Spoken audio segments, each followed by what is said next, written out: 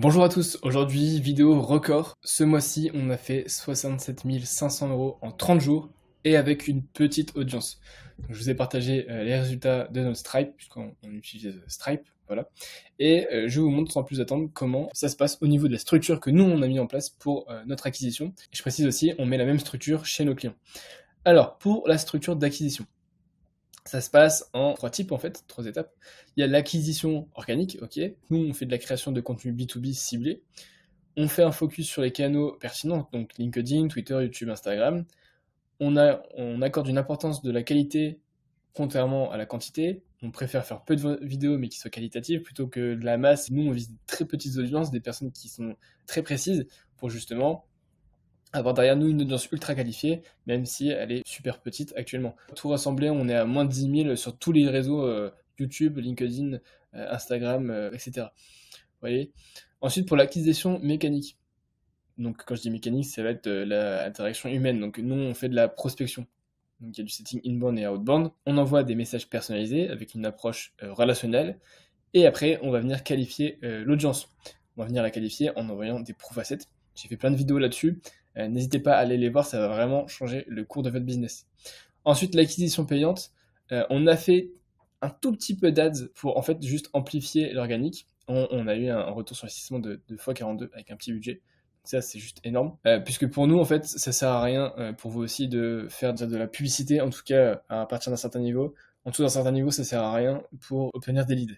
Faites d'abord de la prospection, de l'organique, et ensuite, pour justement compléter l'organique, faites un peu d'ads, mais honnêtement, faites-en juste pour du reciblage, pas de l'acquisition à froid.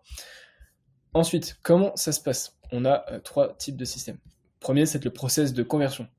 Vous devez éduquer vos prospects, c'est hyper important. Il doit y avoir un éveil de la conscience du problème. Il doit y avoir une familiarisation avec l'offre.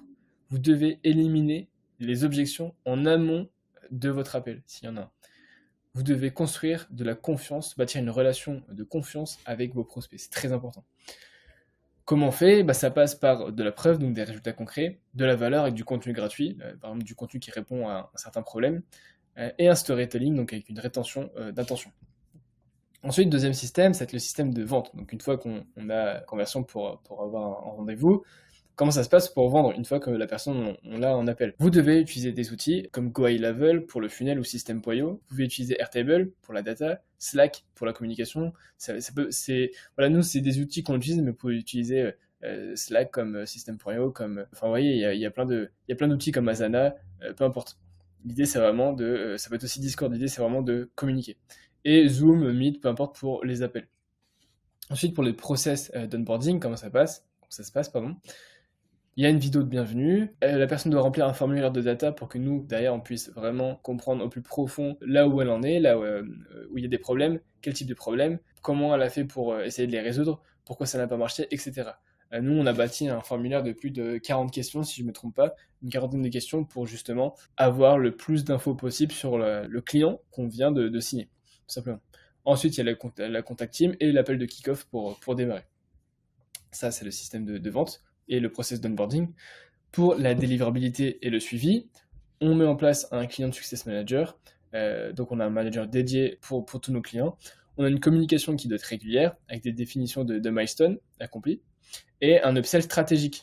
Comme je vous l'ai dit, comme je vous le dis tout le temps dans nos vidéos, vous devez upsell une fois que le client est satisfait. Pourquoi? Parce que puisqu'il est satisfait, vous avez toute son attention, vous avez toute sa confiance. Et du coup, vous pouvez lui dire, ok, là, t'en es là, tu vas avoir très prochainement ces problèmes-là que tu vas rencontrer. Nous, on peut t'aider justement à gravir chaque marche de ton business pour aller au sommet. Voilà. Et tout simplement, vous allez pouvoir lui vendre 3, 4, 5, 6 fois, 7 fois même plus cher que votre première prestation.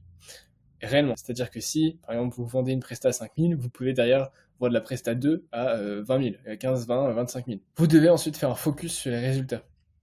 Vous devez présenter le plus de cas clients possible, ok? Des preuves de scaling, un recrutement de talent, ok?